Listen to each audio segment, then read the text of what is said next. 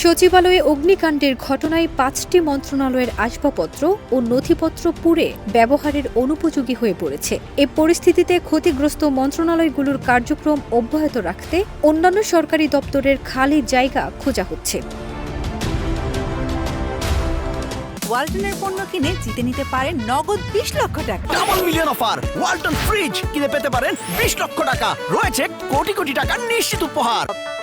২৬ December রাজধানীর foreign service একাডেমিতে আয়োজিত প্রেস ব্রিফিংয়ে স্থানীয় সরকার, যুব ও ক্রীড়া মন্ত্রণালয়ের উপদেষ্টা আসিফ মাহমুদ সজীব ভুঁইয়া কথা বলেন। তিনি বলেন, অগ্নিকাণ্ডে ক্ষতিগ্রস্ত মন্ত্রণালয়গুলোর কার্যক্রম পরিচালনা ও চলমান রাখার জন্য অন্যান্য বিভিন্ন সরকারি দপ্তরের খালি জায়গা খুঁজে বের করার কার্যক্রম শুরু হয়েছে। অস্থায়ীভাবে আপাতত কার্যক্রম সেসব জায়গা থেকে পরিচালিত হবে। খুঁজে দেখছি যে কোথায় কোথায় খালি আছে, কোথায় কোথায় মন্ত্রণালয়গুলোর কার্যক্রম আপাতত অস্থায়ীভাবে পরিচালনা করা যায়। যুব ও ক্রীড়া মন্ত্রণালয়ের নথি অনলাইনে থাকায় সেগুলো পাওয়া যাবে জানিয়ে উপদেষ্টা আসিফ বলেন, স্থানীয় সরকার মন্ত্রণালয়ের পুড়ে যাওয়া নথিগুলো কতখানি পাওয়া যাবে সেগুলো তদন্ত করলে জানা যাবে। যুব ক্রীড়া মন্ত্রণালয়ের নথির কার্যক্রম অনলাইনে থাকার কারণে সেটা আমরা রিকভার করতে পারবো।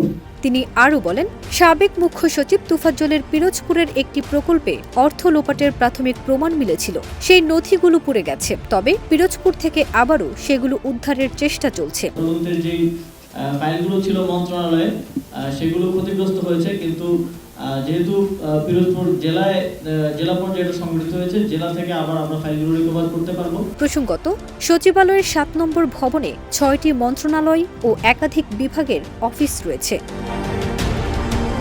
ফারজানা নিকিতা, দেশ রূপান্তর।